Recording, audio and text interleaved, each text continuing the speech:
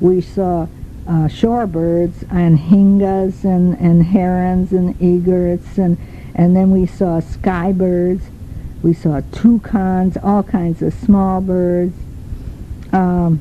We saw, after the trip, we went and we saw a banana plantation, and that was very interesting. It really was. How they cut the tree down. One slices it and the other holds it over, and then they retrieve the stalk. They cut the stalk down. The stalk has been covered with a blue plastic to keep off insects, but mostly to keep off birds from pecking on it. And it has little holes in it, you know. So you look in a banana forest and you see these luxurious trees, and you see these blue bags hanging all over.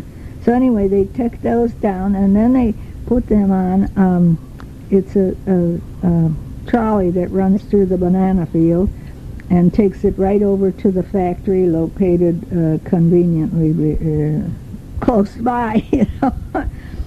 And there, the men take the bananas off, and they cut one hand, 2 hands, 3 hands, and they throw the hands of bananas in the water, in a tub there, and it washes them off, and then it goes, and then it comes to the ladies, and then they trim them more, and just put like 5 or 6 fingers off of each hand, and put those, and then they send that on another trolley that runs around, and it goes to another department where they dry off a little bit, and then they put seals on them. You know, you get the bananas and you get these little seals that says Dole or Chiquita or something else. They're all coming from the same place. It's just like the orange juice. And then they pack them in boxes with the padding there, 40-pound box, 40 pounds to the box. They got the scale, they're weighing them. More boys are doing that. And then stronger guys are lifting these 40-pound boxes onto great big pallets. They're huge. They have to lift way over their heads, 40 pounds.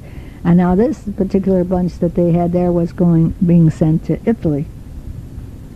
And all the single bananas that they have to pull off the hands, those are for Costa Rica, or any banana that doesn't look quite right, you know. That's home consumption, Costa Rica.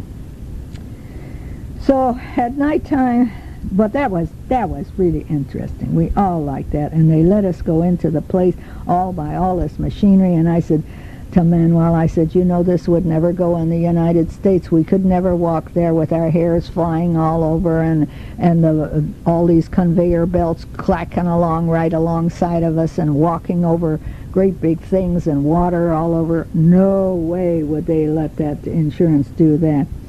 So anyway, at nighttime we had the big 3-piece group with guitars and singing in Spanish. Oh man, I don't know. They were okay, but I think there could have been. They didn't have the full amount of talent that was needed. Ah, Lord. Anyway, then the little gal is making pizzas for hors d'oeuvres, and they had told us at the beginning of the trip, we may get pizza. Oh God. Well, something happened during the day and the dough didn't rise, and she tried to use it and it was like white gum hanging over her board.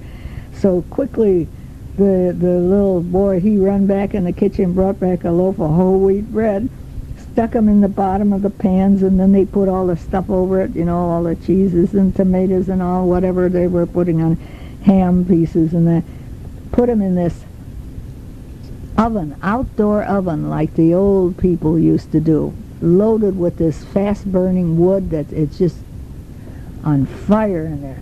And they put that in there, and they came out, you know. Well, it wasn't pizza, but it was good. It was fine. There was no problem there. We ate. Even the doggy, the little, what the heck was his name? Oh, I forget what his name. Well, anyway, he ate too. And then the next day we went and we left, and we went and we saw the volcano. It's 8,900 feet high.